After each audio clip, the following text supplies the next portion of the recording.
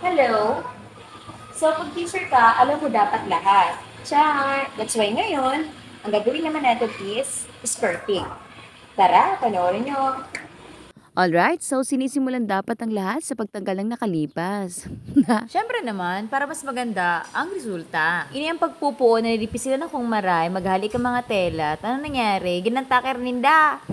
Abay pa, nagagilisa sa tela. Tapos sa tamtax, nagtarakla na. Ano-ano nga ba ang mga kailangan sa skirting? Siyempre, unang-una, yung kagustuhan mong gawin ito. Panata, pag natuso ka, hidap ka. Pangalawa, at least dapat meron kang katulong sa pagputol ng tela. Kaya huni, may nahurabot ako, tigpakaputan kang tela para ikat sana. Bago na ngayon ang eskulad namin, kaya naman, bagong opisina, bagong kulay ng tela. Ulitin natin ang tela. Ang tela ang isa sa materyales o kakailanganin sa skirting. Pangalawa, syempre, yung pins natin. Pangatlo, syempre, yung thumbtacks, gunting. Yon. Biglang may katulong ako, 'di ba? Katrabaho ko siya, si Sir. Ayaw ko sabihin ko ano pangalan niya. So, eto na, nasa table topper na ako. Para sa akin, ang pinakamagandang table topper ay color white. Bakit? Siyempre, siya yung pinakabagay sa ibang-ibang kulay. Anong ibang-ibang? Iba't ibang kulay. Tandaan din na kapag lalagay tayo dito, dapat very tight.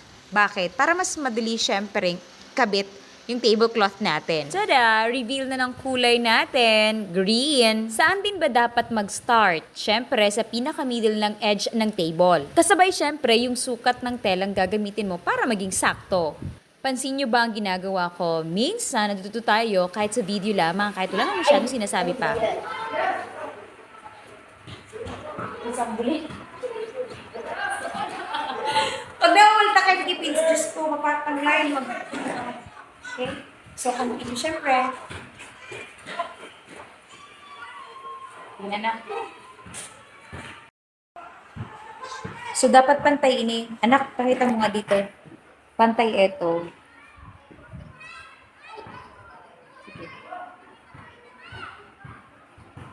Pulugon man. Maray.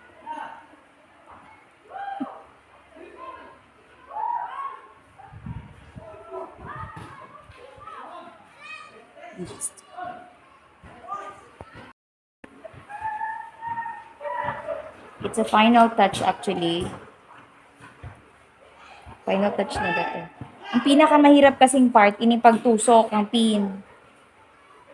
So, dapat make sure na hindi talaga tight ining maray. Iyo, panganing. Mas madali, syempre, ang pagkabit kang another na tela. Yan. So, nagmamadali ang nana mo. Kasi nga, uwian na. So, already 4:30 in the afternoon. Okay, pakita mo dito, anak. So, ganito.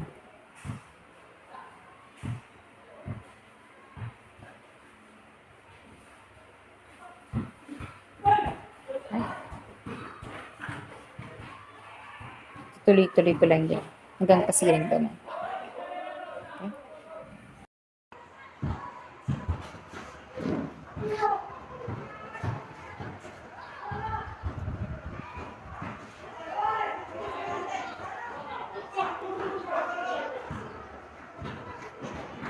So, ayan na.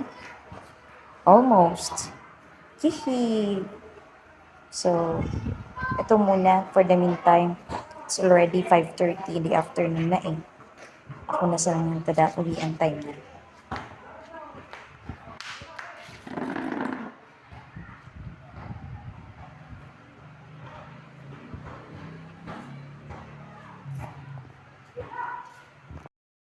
Make sure din na secure talaga yung kakalagay ng pins. Kasi kapag hindi, ayan, may hirapan tayo at kitang-kita yung pins niya. Sabi daw, kapag nag-skirting, hindi dapat nakita ang pins. Ulo lang dapat. Dahil syempre, maarte si Marie, udagan tapalig sa kanya.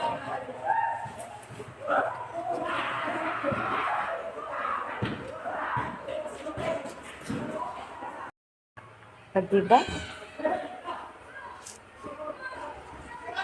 Pag diba? Ang paborito kong kulay. Verde. Green kung tawagin din minsan.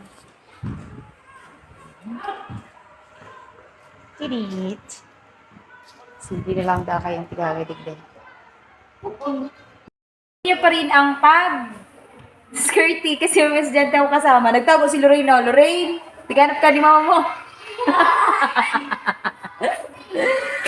Ganda ako. Wait lang. So, for the continuation of video, si Lorraine po ang sa kuyang camera woman. Lorraine. So, may salit pa, may malit pa akong table na dapat malagyan ng skirting. So, simpleng-simple lang naman to. Sabi natin, hanapin natin ang pinaka-center, pinaka-gitna, para tayo makapag-start. Cut mo, Bebs. Pahit, go, play. Center.